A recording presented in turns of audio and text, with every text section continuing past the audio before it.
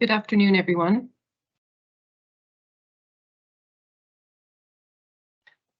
I'd like to call the meeting to order at 4 p.m. Second, I'd like to recognize that the Surrey Police Board recognizes that our work takes place on the ancestral, traditional, and unceded territories of the Coast Salish people. I would also like to have a moment of silence. A moment of silence for Constable Yang, killed in the line of duty in Burnaby on October 18th.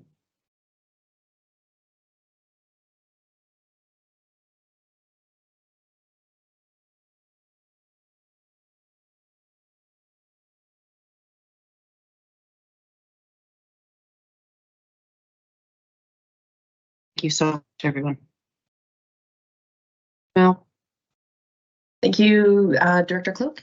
If the mayor is absent or unable to act, the municipal police board members present at the meeting of the board must elect from themselves a chair to preside at the meeting. So if I could please ask for somebody to make a motion to elect Director Cloak as acting chair.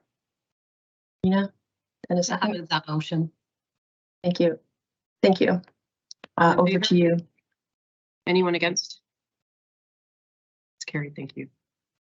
Thanks very much, Mel.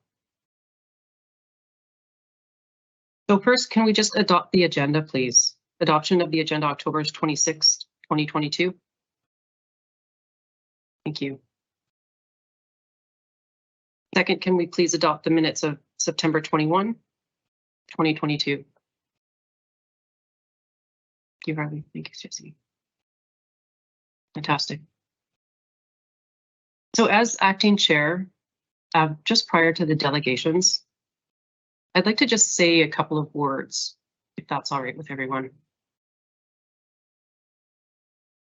So first, the board would like to thank all of you, all staff and all Surrey police members for your ongoing commitment and dedication during what continues to be a challenging period. We are here and we are 100% committed to support you. We would also like to congratulate Mayor-elect Locke and the city councillors elected in the October 15th municipal election. In June of 2020, the Surrey Police Board was established as a local, nonpartisan oversight body with a mandate to govern the establishment of the Surrey Police Service. We live and work in this community, and we're raising our families here. The structure of municipal independent policing is very different than the structure of the RCMP, which is governed from Ottawa with no civilian oversight. To date, SPS has nearly 300 sworn and over 50 civilian employees and has deployed over 150 police officers to work 24/7 on the front lines in Surrey, with 35 more officers joining in November. We are now the second largest municipal police department in British Columbia. The mayor-elect has communicated her position on the issue of a policing transition, which does not align with the provincial mandate of this board. The board has been transparent about our finances during our monthly meetings, and we will be providing mayor and council with a clear accounting of the transition to date, an overview of our progress, and the benefits of an independent police service.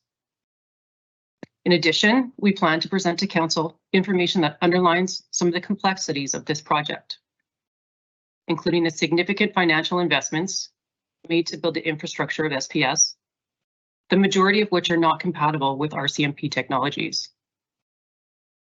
Human resource issues, including a binding collective agreement with the Surrey Police Union, and the fact that SPS members left other municipal agencies and the RCMP because they want to work in Surrey for a municipal police service.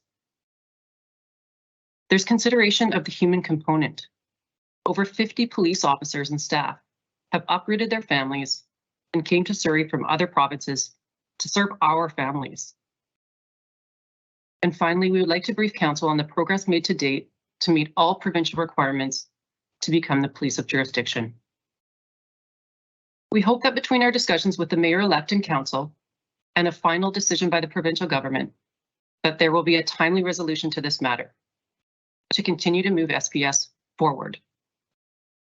The board believes that SPS is the best public safety decision for the future of Surrey as our vibrant city continues to grow. We are grateful to our entire team for the patience and the perseverance you have shown while we work through this period of the transition of council. As a board, we are also thankful to both the provincial and federal governments for their continued support during this time. We understand this decision was carefully considered, and the intention was not to switch back or reevaluate the transition under changing municipal leadership. We know the municipal election period has not been easy on our staff, nor has it been easy for the public who have worked with us through our engagement plans and who continue to support the SPS. To the community, thank you. The Police Board is 100% committed to continuing our mandate to build a modern, responsive, and progressive police service. Our community deserves that. So thank you for allowing me to make those remarks. Chief, I'll pass it over to you to introduce the delegations. Thank you. Thank you very much, Madam Chair. I'd like to introduce Chief Mike Sear from Abbotsford Police Service. And he's here to discuss Cops for Cancer, a little bit of a presentation. He's got a number of people with him. There's a personal connection between myself and Cops for Cancer because, in fact, it started in 1997 in the Edmonton Police Service with then Sergeant Gary Goulet, who I worked with at the time. And you may know that Cops for Cancer is all about helping young people that are fighting cancer. And since 1997, it became a national movement.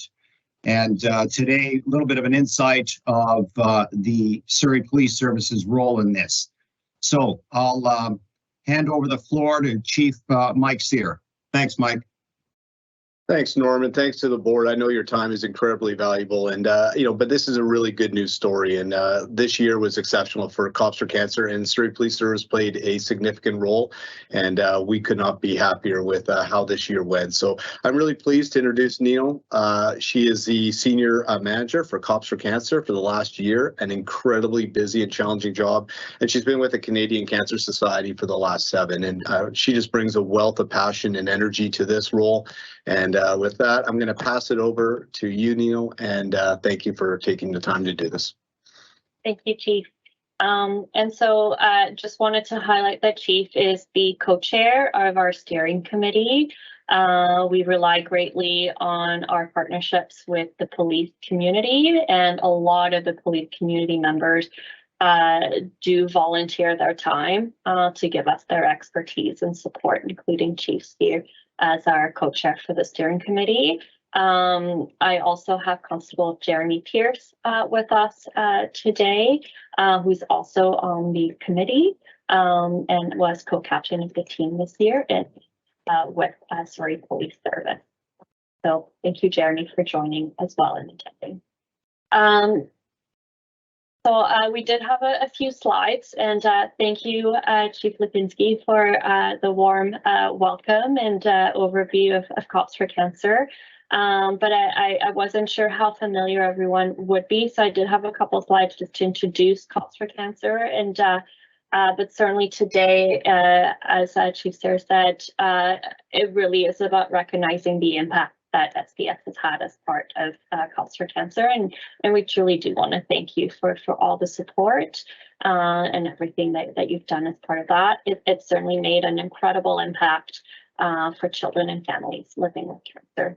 So I do believe, so are the slides on? I don't see it myself, but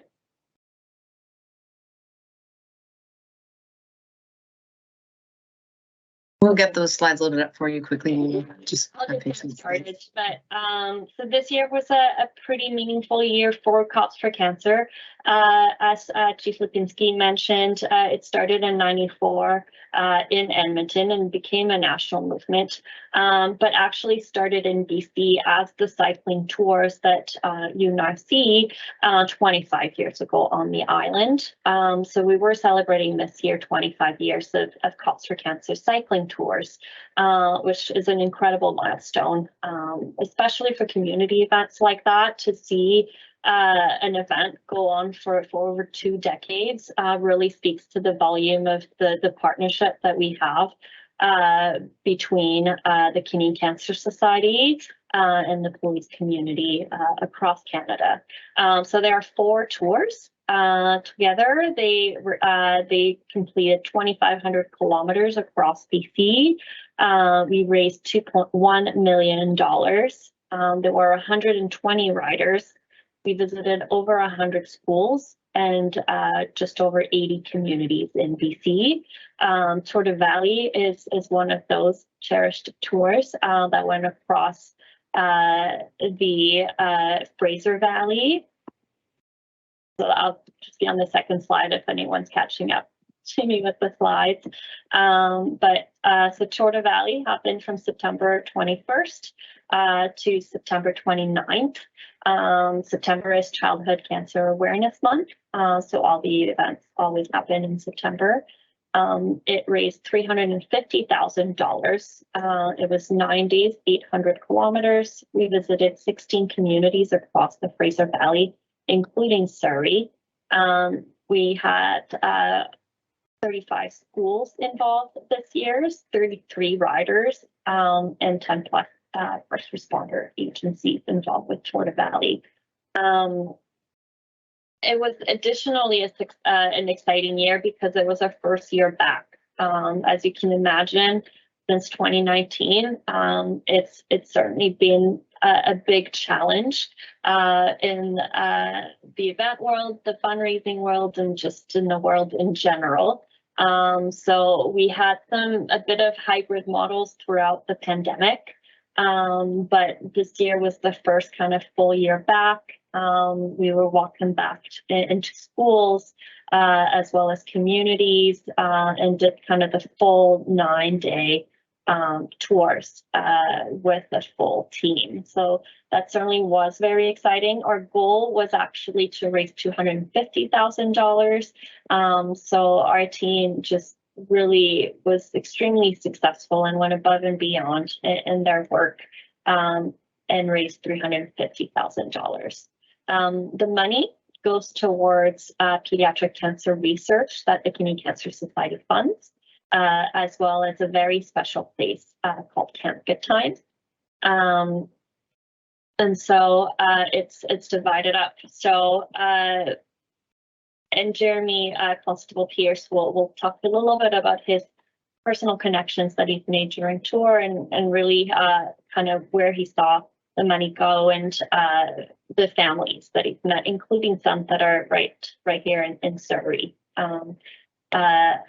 So I'm just going to go to the last slide just to give you an overview exactly of your impact as the Surrey Police Service. But you had 5 riders this year, so this was the second year that you were involved with us. But not only did you have the 5 riders, you also had 2 crew members that joined us during tour. As I said, not only through the committee, but also during tour, the crew and the members volunteered their time to be with us and make sure that the events happen safely and smoothly. So we had 2 crew members in a vehicle with us. And as mentioned earlier, we have 1 committee member from SCS as well, our committee that help us plan the event and kind of lead the riders as well. And so together, the riders raised over $47,000. To give you some perspective, it takes $2,000 to send 1 child to Camp Good Times. So that's the equivalent of almost 25 kids. Some of the money does go to research, but it gives you a bit of an understanding of the impact that this money makes. Completely. And so really at the end of the day, events and community events, it's been a challenging few years. And some community events out in the fundraising world didn't make it through the pandemic, but I think it really speaks to the volume of the support that the police community has had. And like you said, you're one of the biggest police service in BC, and you certainly have kind of gone above and beyond the call of duty to support Cops for Cancer, and we really truly appreciate it. the 5 riders that came on our team are really true champion for your service, and were wonderful, and really made a big difference this year as part of our team. It's the 9 days of cycling, but it's also a big commitment in addition to that. They train since February, March. They cycle kilometers and kilometers every week. And then on top of that, they do community events and fundraisers. They connect with some of the families that we interact with, and Jeremy will speak a little bit more about that.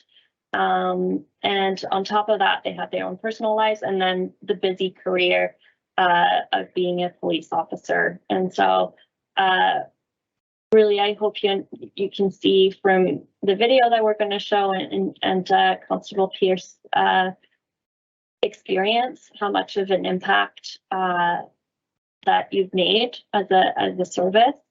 And just really wanted to say from all of us at the Canadian Cancer Society, as well as from the families that we met along the way that benefit from Camp Good Time, and also from the research, that we're really truly grateful for the support. And thank you.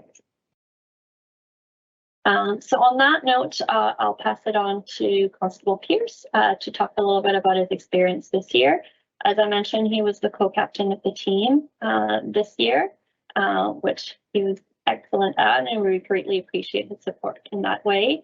But I know you had some really meaningful experiences on tour that you wanted to share today a little bit about. So I'll leave it to you. Alrighty, thank you very much. So as mentioned, my name's Jeremy Pierce. I'm a constable with the Surrey Police Service and have been for just over a year now. And but I've had the pleasure of participating in Cops for Cancer for the last 4 years, and the last 2 years as a co-captain. And you know, a little bit, I guess, about myself and getting started. 2019 was my first year, and I joined Cops for Cancer as a way of trying to give back to the community as a police officer. But at the same time, my mom was also battling cancer herself. And so this was my way of kind of trying to show support to her during her cancer journey. You know, I'm a 260-pound constable. Football playing was more my sport. But I hadn't been on a bike in 10 years, but I decided I want to be involved in this and I'm going to commit to it. So 2019, participated in my first year. And along the journey of Cops for Cancer, I met a young boy named Cameron. And part of Cops for Cancer is we get a name of an honorary member on our bike that we're riding for them throughout the year. So at the time, I was a Delta police officer. Cameron was a young boy going to school in Delta, so we were kind of matched up. And throughout Cops for Cancer, throughout the tour, I ended up kind of forming a relationship with this family, and we ended up going to some sporting events together, hanging out with the family, and really forming a meaningful relationship. Unfortunately, heading into 2020, both my mom, she lost her battle to cancer in March, and then about 6-7 weeks later, my little buddy Cameron ended up losing his battle to cancer as well. And what I thought would be 1 year of Cops for Cancer as quickly as you see here today has turned into 4 years, because as we always say with Cops for Cancer, one kid with cancer is one too many. And until that is no longer the case, I feel like I want to keep being a part of this and keep trying to make a difference. And it's just been such an amazing experience. Kind of segueing into Surrey's involvement, I was absolutely blown away over the last 14 months, the commitment of our senior leadership team and their passion and enthusiasm for supporting this cause. And almost more importantly to me, the passion of my coworkers. That I think, you know, in our kind of full inaugural season as a Surrey Police Service, to get 5 riders, 2 volunteers, a committee, myself as a committee member, I was just blown away by how many of my colleagues wanted to be involved in this. It is a huge time commitment, but it's just so worth it. And so I'm so proud of our organization and the culture that we're creating here, where it's to me, Cops for Cancer is the essence of community policing. It's police officers coming together with businesses, with schools, and with local families, building meaningful connections and kind of working towards one goal. And that's the essence of community policing for me. So I will kind of segue into the video here. This year, I had the pleasure of meeting another young boy named Thar and his family. And Thar goes to school here in Surrey at the Ikra Islamic School. And they're a school that has never previously participated in Cops for Cancer until Thar got involved in the honorary member program. And we got to know his family throughout the year through a couple of the honorary member picnic and a couple of the special events throughout the year where they get free tickets to sporting events. And I'll turn it over to the video, but I think you'll see just the passion and enthusiasm and the essence of community policing as it all comes together for the video. Thank you.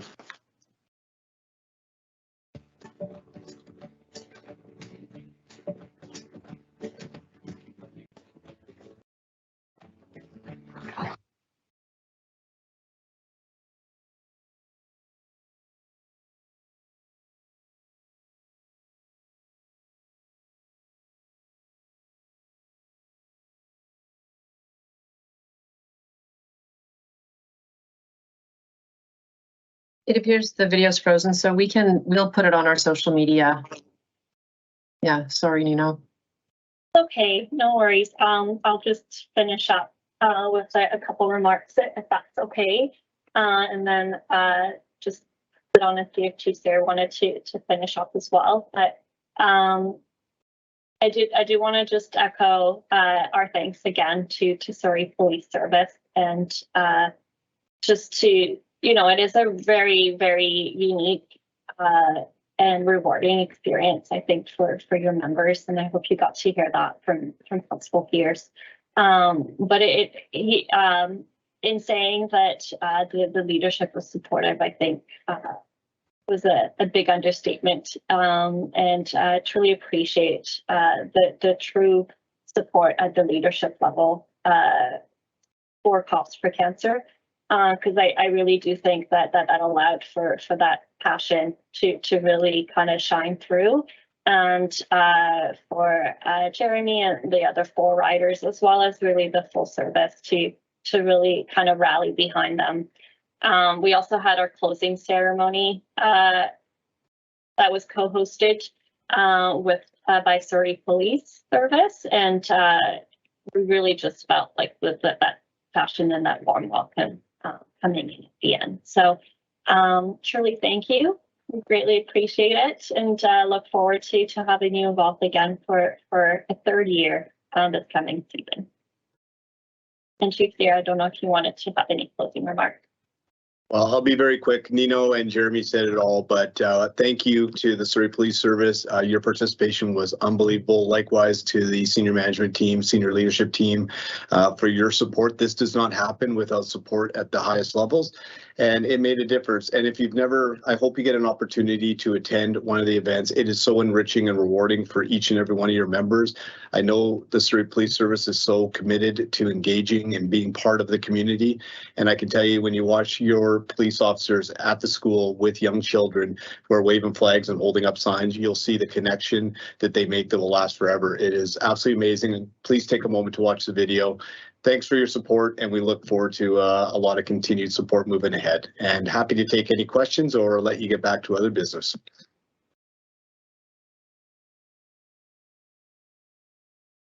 Thank you very much for that, and thank you for everything you do. And we'll move into the reports now. Chief, I will pass that over to you. Yeah, thank you. I wanted to also just thank Mike and Enon and Jeremy. Great presentation and a great job. So thank you. You'll see us at the table next year, and as we continue to grow and serve the community. So thanks again.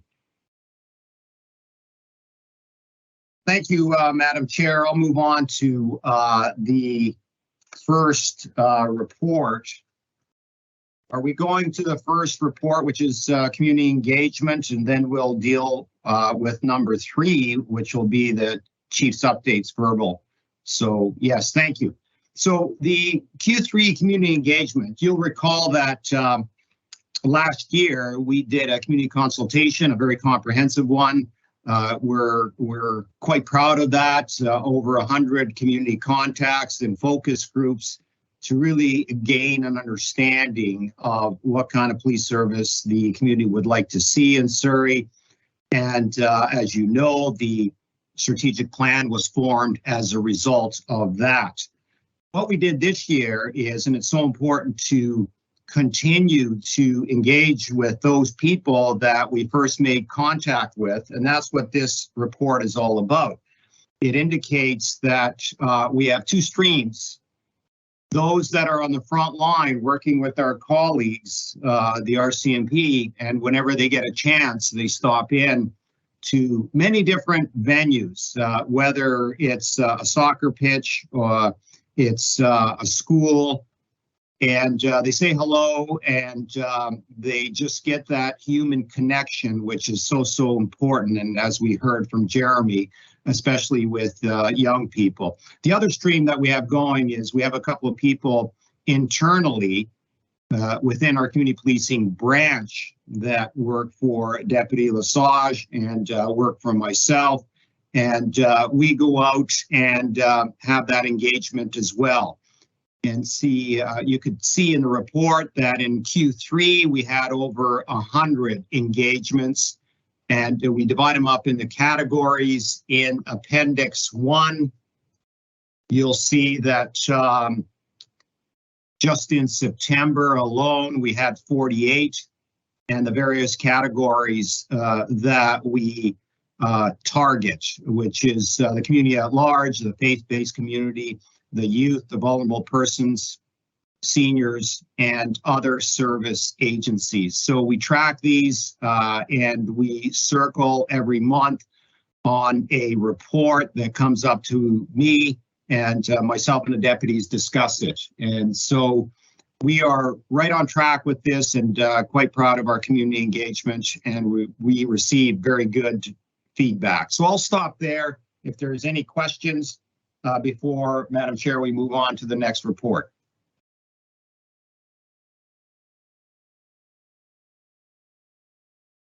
Nina. Thanks, Chief. My question is on page 2 of your report on the Q3 community engagements, and 46% is other. Can you specify what the other is? Yes, essentially stakeholders, and not necessarily to a geographic area, but they would certainly include nonprofits. They would include governments. In some cases, they would include community groups that really span throughout the entire city. So they involve themselves in bettering the community and community wellness. And what we do is look at and have a list, and to ensure that we contact these people, and sometimes it's an email, most of the times it's in person, and have that connection. Many times it's about giving advice pertaining to gang prevention. Many times it's advice, especially with the seniors, and it's about cyber crime.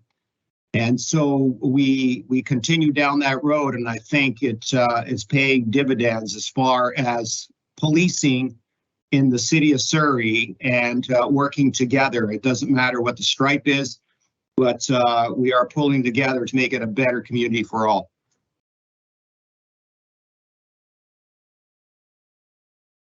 Thank you, Chief.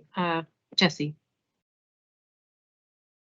Thank you, Madam Chair. You've touched on it a little bit here, Chief, but in the engagement that our officers have with different communities, can you speak to some of the frequently raised issues or key themes that we're seeing that community members would like the SPS to focus on? Yes, thank you. Very good question. What comes up a lot is gangs. what comes up a lot is drugs, the overdose challenges. What comes up a lot is mental health issues and assisting those that are in need. And also is crime in general. And so our people are asked quite a bit about crime prevention tips, whether it's target hardening their residents to car thefts and what they can do about that. So those themes keep reoccurring over and over again. And in some communities, traffic is an issue. And that's important because it does lend itself to community wellness if there's the traffic issues over and over again. There's those traffic issues that are somewhat dangerous. I'm talking about perhaps that there should be a walk light in a certain area and there isn't, or street lights and there isn't. And then there's just the, I would say, nuisance traffic calls from the perspective of noise, traffic noise, and a lot of speeding, which raises a couple of issues as well. So those are probably about 4 common themes. Thank you. Director Modell. Thank you, Madam Chair. Just to dovetail on to Director Sunder's question to the Chief. Chief, could you explain to me how many, basically the difference that you've seen between the residential uptake in this and the business uptake on some of those issues you've talked about? Thank you. Yes, very good question. And it depends on the area of the city. Certain areas of the city, there is a high level of interest by the business community, and other areas it's pretty well, which is predominantly residential. Of course, then you'll have that emphasis on residential. But it is important to remember that the business community is a really good communication stream for us. And the reason is that the small businesses, they see a lot of what goes on in that community and the type of, I'll say atmosphere in the community, the type of crime, the type of disorder. And so they bring a lot to the table, and we look forward to working with them even more in the future because there is motivation by and large by the business community to have that heightened sense of community wellness. And they have some very, very good ideas. And I think the future is bright that way, where there is a partnership that we can form and do some good things.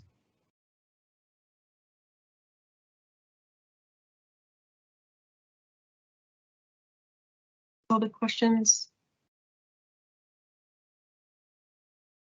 Thank you. Director Broussard? Sorry, I do have one more follow-up, and it's on the graph of Appendix 1. And it's an engagement by target audiences, and when I'm picturing this, I can see community at large, faith-based, children. Like, I can't picture what the engagement looks like with vulnerable people or persons. If you can explain how you've targeted the vulnerable population. Absolutely. So our people, there's a couple of streams there. One stream is the vulnerable sector that is living without a home. And our people, sometimes working with bylaw, go and say hello to those people. Other times our folks see them struggling, and so they assist with them. They talk to them. And that segues into those nonprofits that look to assist the vulnerable sector. We're starting to build some ties with those organizations. I've talked to some of the leaders there as well, but down at the ground level, it's so important to have that connection between policing and those that assist the vulnerable sector. So we're there to build a well community to the extent possible with the resources available. And we work alongside our colleagues, the RCMP, in doing that. And as we know, in certain parts of the city, it's more concentrated than others. But at the end of the day, we're there to help.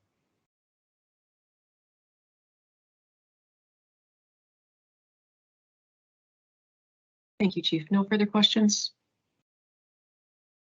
Great. We will accept that report for information and move on to the next report, Chief. Thank you, Madam Chair.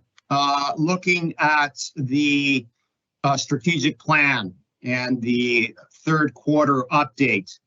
As mentioned, this plan was developed in conjunction with the board, looking at the results of the community engagement. And it comes down to 3 pillars. And I won't go through each one of the bullets in the materials, but I will say the first pillar being building the organization. I'll talk about this in my update segment, but we are very much on track on building the SPS, both from a operational readiness, IT, to our resourcing. The second pillar is so important. It's developing our people. This is about training our people before they work alongside of our colleagues, the RCMP. This is also about wellness and resiliency. And this area of wellness is so vast, and we are really concentrating on doing our best for our people. And what that means is doing an environmental scan of what other agencies are doing, what other organizations are doing, even the private sector, and employing them in the SPS for that resiliency and wellness component for our people. The last pillar is building a community policing model. I'm excited about this because not only is it about the community consultation plan, but it's also about a youth strategy that I will bring before the board in the coming months. It's also about an Indigenous strategy that I believe will be ready for the board in November. And a lot of work and consultation went into both of those reports. And I think there is some good outcomes, good recommendations that we can springboard as we move forward with the Surrey Police Service. I'll take any questions now.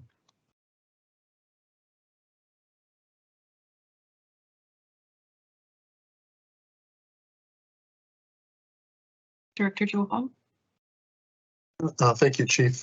Just a quick question. What is the timing for the rollout of the 2023 plan?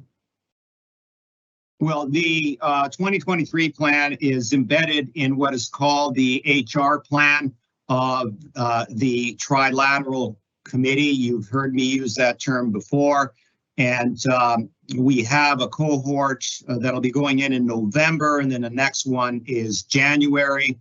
And we do have a meeting to discuss going forward. I believe it's next week with the 3 levels of government and reaffirming that plan moving forward.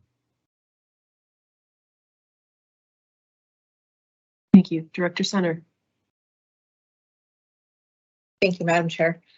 Under the second pillar, my question is, how are we actively prioritizing supporting our officers in the wake, especially of the recent tragic deaths of Constable Yang and also Constable Hong? Very good question. Thank you for that. So, unfortunately, recently in Canada, there's been a number of police officers that have died in the line of duty. And it hits all of us hard. It doesn't matter whether it's in BC or in Ontario. And so it reminds all of us of the dangers of the job. It reminds all of us how important it is for each of us to take care of each other and to lean on each other. And what it does as well is it opens up the door to our support services, of which we have many streams, whether it's our people supporting through contact of the individuals that may be struggling, or it's you've met Ragnar before and that therapy might be assisting, or it's availing themselves to a psychologist. But I can tell you on behalf of the executive that the best is for myself and the deputies to talk to our people, whether it's individually or in groups, or as we have done recently in a huge venue with getting as many people together as possible. So communications and recognizing that some people have some strong feelings when these occurrences happen all too often. Thank you, Chief. Director Broussard? Thank you, Madam Chair and Chief. My comment is around Pillar 2, and I really I get quite excited when I see the advancement in our wellness department, and seeing 14 additional sworn and civilian members doing peer-to-peer support and is crucial and that critical diffusing. And I just want to thank you and the team for recognizing the civilians, because in many agencies, civilians aren't included into this peer-to-peer support. My question is, how many previous sworn and civilian members came to us with this type of training? Just going off of memory here, I'm going to say a handful. And what is different, every police service probably has a different lens on how they do this.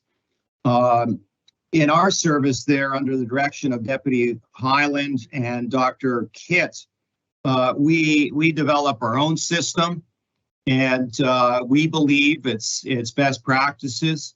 And so we are growing in leaps and bounds in this area, which is to say that we are training more and more people as we move forward. This is not about a small unit that is somewhere in headquarters. This is about having people throughout the organization that people get to know, they get to trust them, and if they're struggling, they can access that service. I think that's the best model.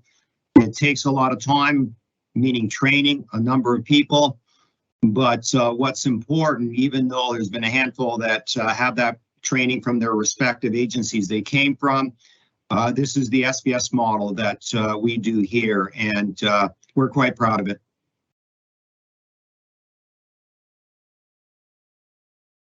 Thank you. Any further questions? We will accept that report for information, Chief, and on to the next.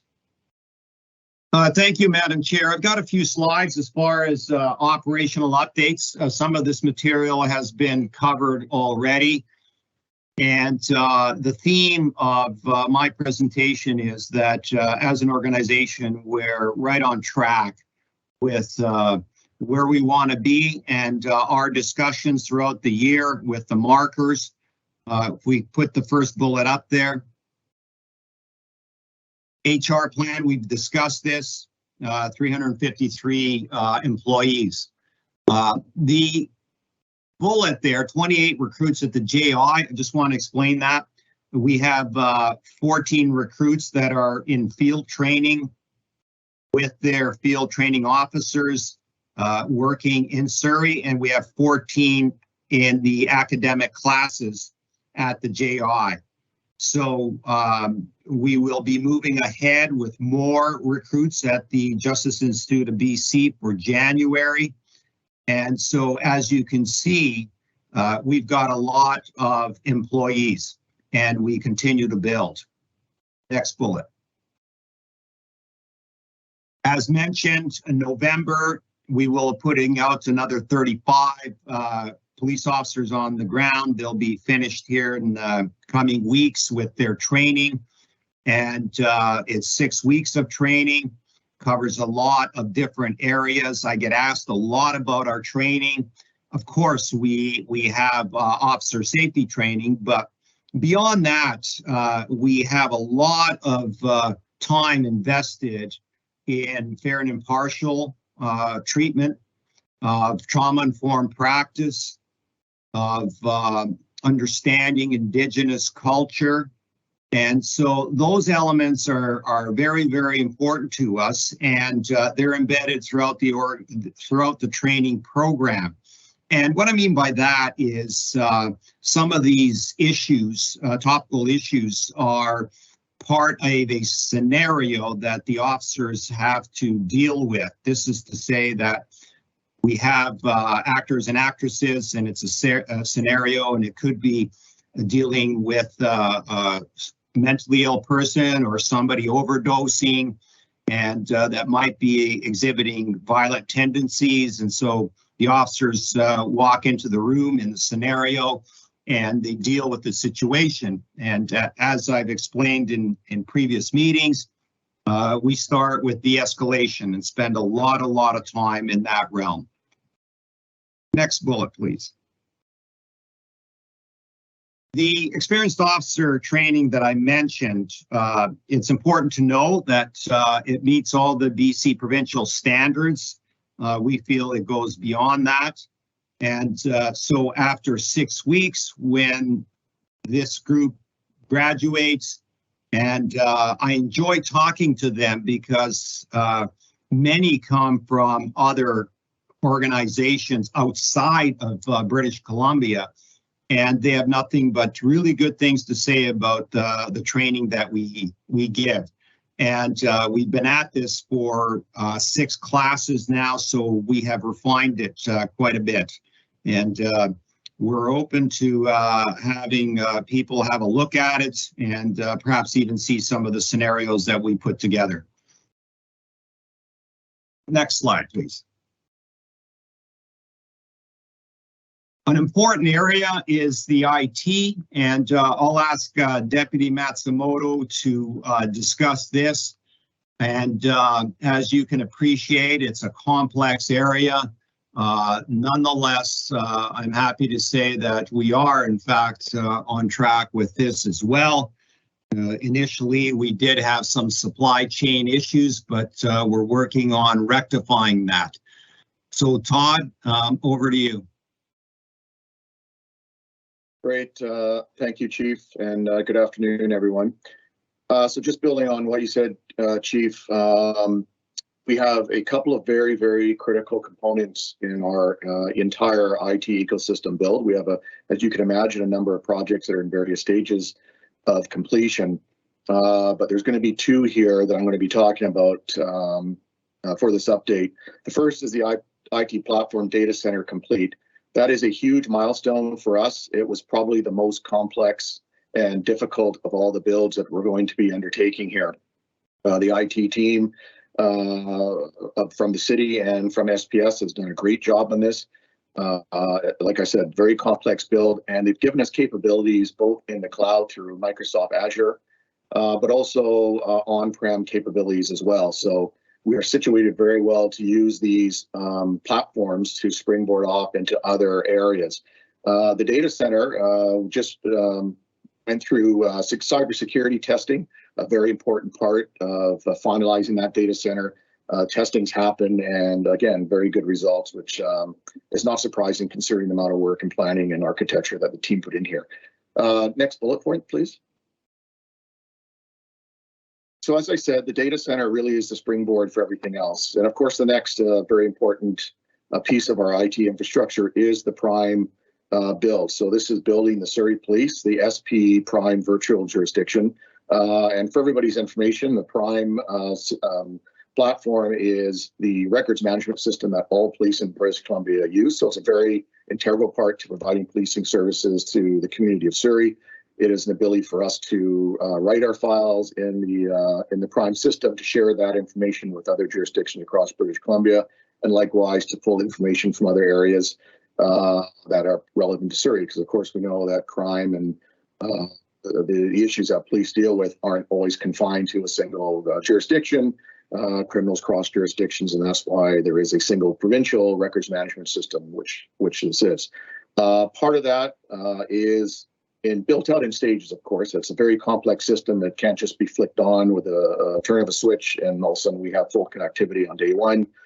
So the team is working at incremental changes, building out workflows, building out notification routes, and tying this to our organization chart and how we see work flowing from a police officer at the front line taking a file all the way to its completion and off to court. So all that structure is being built. But another part of that structure is query and browse. And we have initial query and browse capability. It's not full on across the organization, but we do have some limited capacity there that we've turned over to our recruiting teams, the office for obvious reasons, to give them access to information as they're recruiting and onboarding new recruits. And the last bullet, please. So from Prime and our data center platform, again, we're able to access other critical systems. So CPIC is a Canadian Police Information Center. That is the police national repository of criminal information. Criminal records, obviously very critical for policing in our jurisdiction and any jurisdiction across Canada. And the second piece of that is Justin. And Justin is a province of British Columbia system. And it's basically an integrated system for managing and administrating criminal justice process in the province. Again, another critical piece, a connection we have access to, a connection that we're using right now to essentially manage court scheduling for all of our members. So all of our members, again, kind of complex, are coming from other different agencies, but they're bringing their court obligations with them. So we need to understand and have to be able to track that. And that's what one of the points of the Justin system does for us. So I'll just end with this. Again, a lot of the good planning and building for these platforms enables us to jump off to other areas. We want to then turn our focus to connected frontline officers, so bringing them technology in a way that makes their job efficient and that makes their proactive policing time efficient as well, but also to bring forward investigative tools and capabilities as well using technology. So with that, I'll turn it back over to you, Chief. Thank you. Thanks very much, Todd. Next slide, please.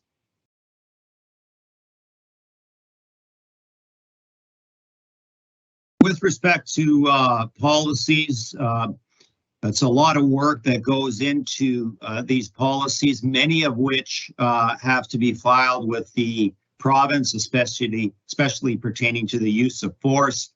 And 219 have been completed, and I thank the board for reviewing all of those.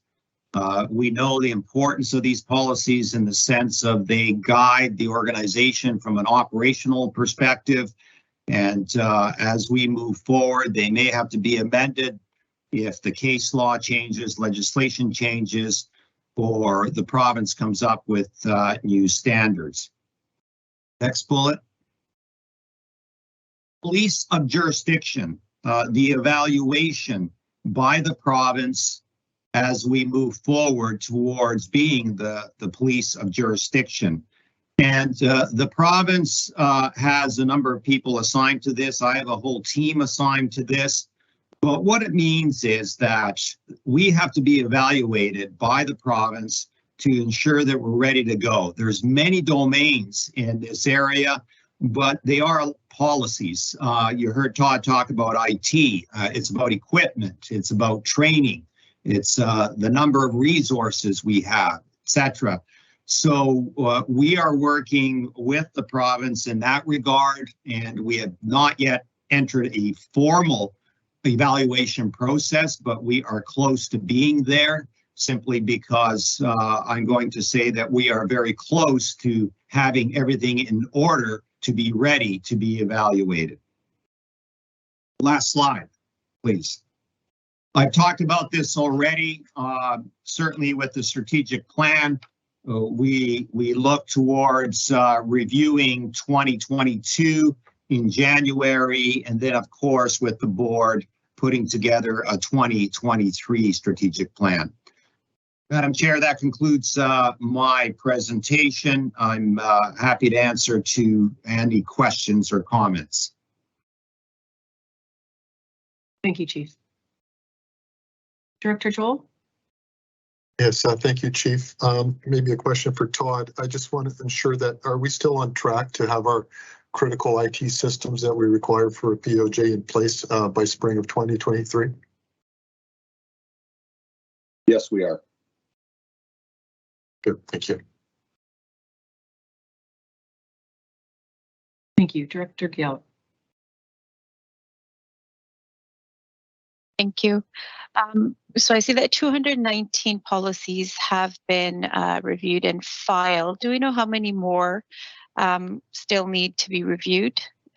Yes, we're very, very close, and I'm happy to report that I believe we have 20 more to go.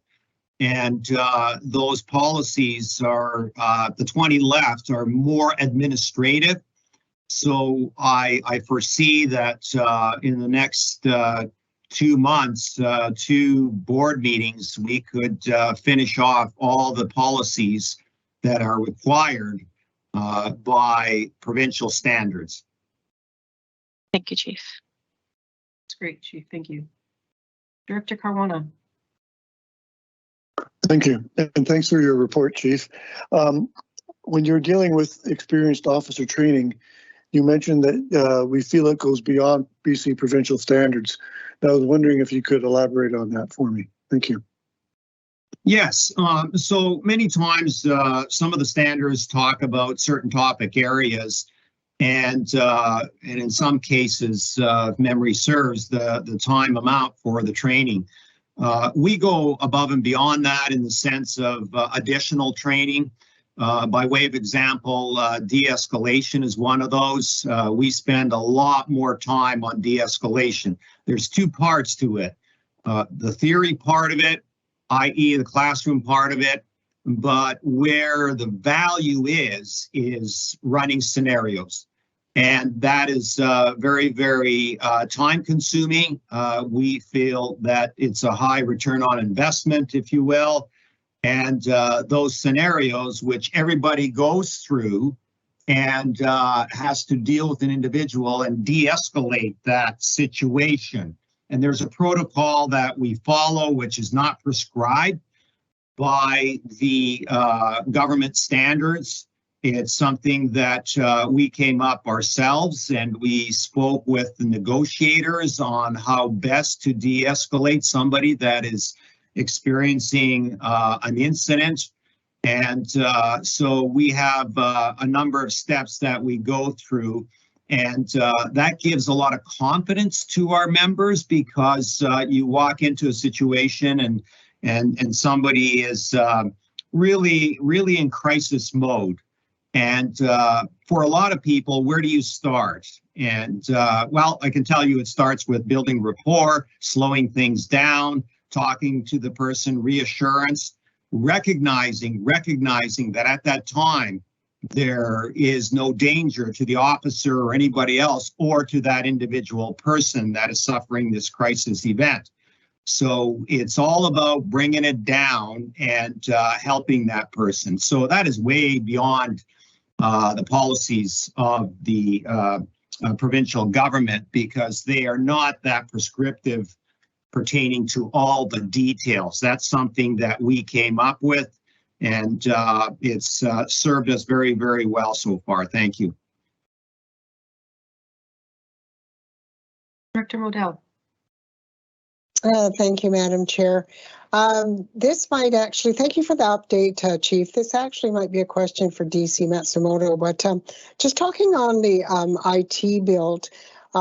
So now that we're pretty much done with the data center, et cetera. So with that data center and it being cutting edge technology, so what is involved in the installation of the IT equipment and systems into the actual police vehicles? Good question. So you did hit on the point there that the data center had to be in place. Prime connection has to be established and in place. And the next phase of that, because the data center and Prime is very directly attributed to what we're talking about, which is tech in the cars.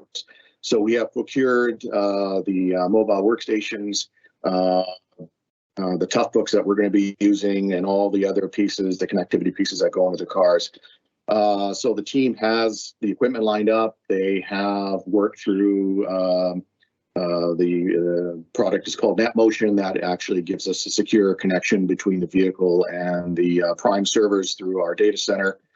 And that is in place. The only missing piece at this point were the vehicles. And now that the vehicles have arrived, we'll be giving one or two of them over to the IT build team so they can start solutioning, making sure that the connectivity is there, the theoretical is there as far as the planning and the building out of the computers and making sure the connectivity is there, but they won't actually know until they actually put it all together in the car and flip the switch to make sure it works. So that's kind of the last step, and that's what they're looking forward to with the vehicles arriving.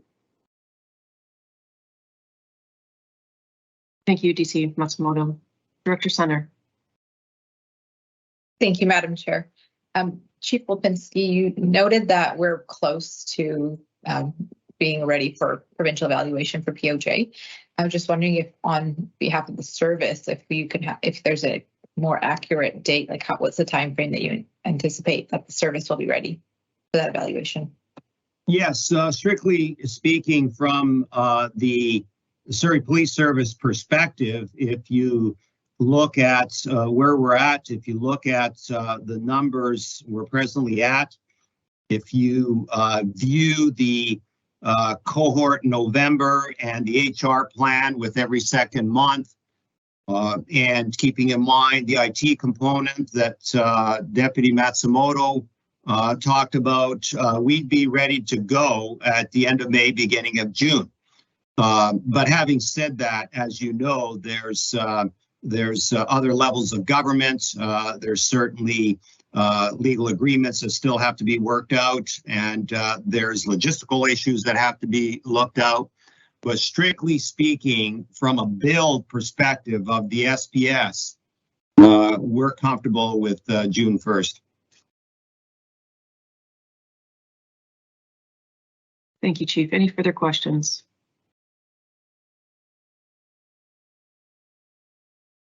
We will accept that report for information as well. Next on the agenda is a report from the Finance Committee. Director Modell, I will pass that over to you. Thank you very much, Madam Chair. So first slide up is just Finance Committee is presenting an update on the year-to-date expenditures as of September 30th, 2022 for both the SPS operations and the one-time policing transition project. Slide number 2. So for background information, this slide presents Surrey's 2022 to 2026 financial plan for policing, and the city's total budget for policing for 2022 is $194.8 million, of which $72.5 million was allocated to SPS, and the remainder is allocated to the city's police support services and, of course, the RCMP. Slide number 3, please. So as of September 30th, year-to-date expenditures were $46.2 million compared to $54.1 million available. Expenditures include $12.5 million for Lower Mainland integrated teams, $81,000 for board remuneration, $30.8 million for salaries and benefits, $1.3 million in capital expenditures, and $1.6 million for other expenses such as supplies, materials, and of course the JIBC training costs for our new recruits, telecommunications, and outsourced services.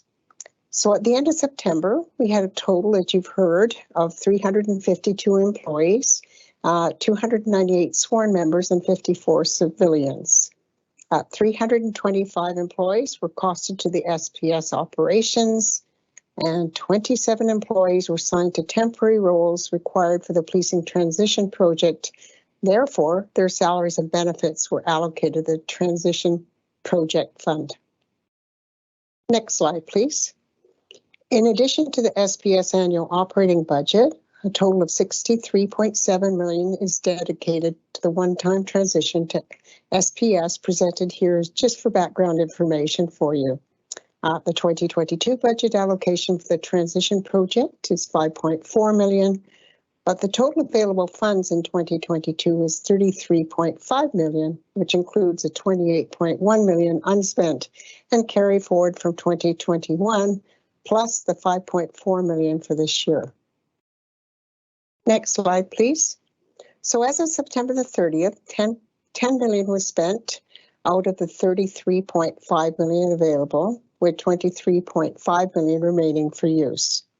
So areas of significant expenditures include 5.2 million for IT, which includes capital costs for the hardware and other technology-related assets and operating costs. 2.5 million for recruitment, assessments, training, and temporary personnel. 1.7 for firearms, personal issue kits, uniforms, and other specialty equipment. And the last slide is the Finance Committee recommends receiving this report for information. Thank you, and back to you, Madam Chair. Thank you, Director Modell. We will accept that for information. Moving on through the agenda, there is no new information. And then we will go to move forward to correspondence. And Chief, can I pass that one to you?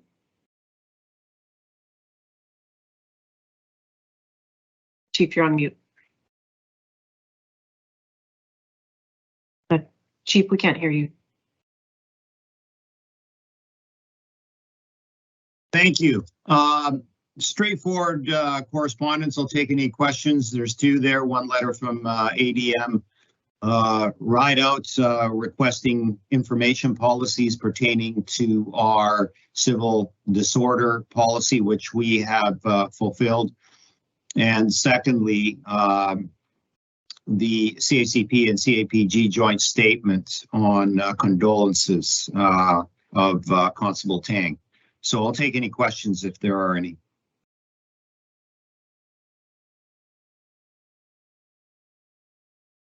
Okay. Thank you. Thank you. Moving forward, we have no new business. But what I would like to say is, for those tuning in, we've heard that there were some audio issues with the opening remarks. So I will repeat the opening remarks for you.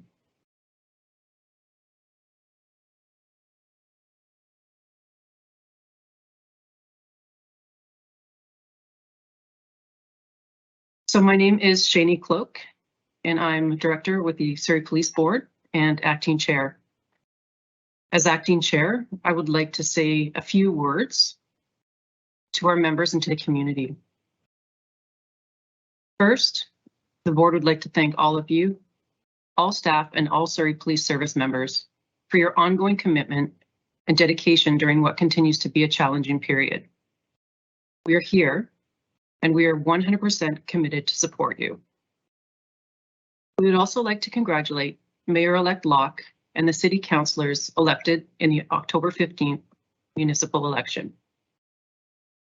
In June 2020, the Surrey Police Board was established as a local, nonpartisan oversight body with a mandate to govern the establishment of the Surrey Police Service. We live and work in this community, and we're raising our families here.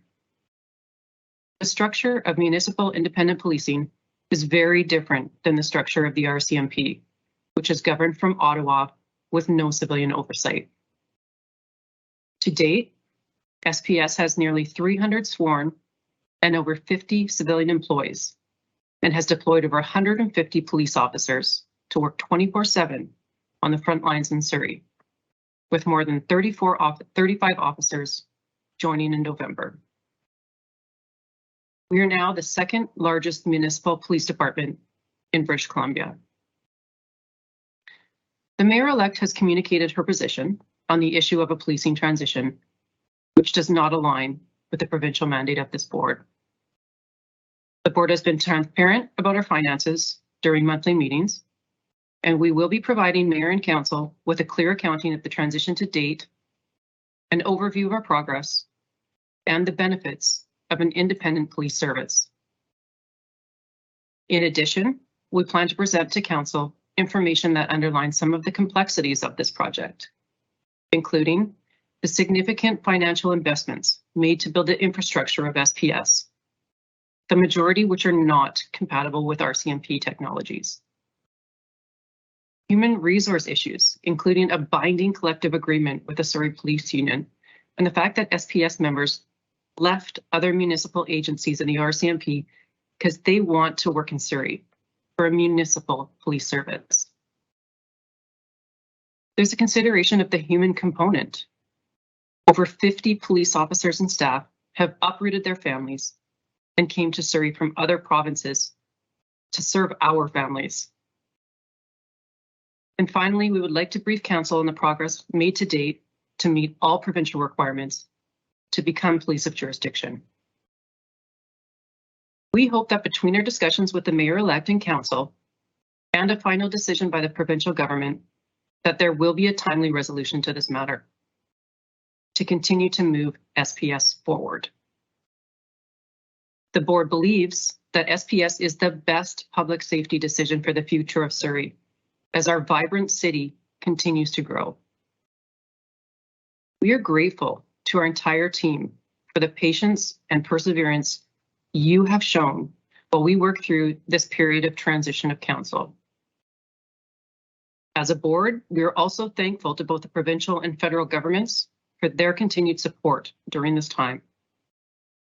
We understand this decision was carefully considered, and the intention was not to switch back or to reevaluate the transition under changing municipal leadership.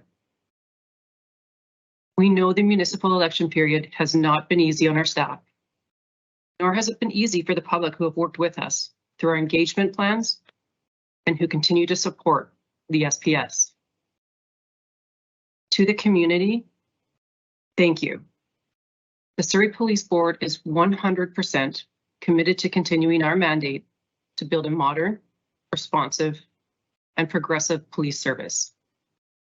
Our community deserves that. So thank you. The next meeting will be held in November 30th, 2022. And I'd now like to make a motion to hold a meeting in a closed session. Thank you. Thank you. All in favor? Anyone against? Thank you. Take care. We'll see you soon.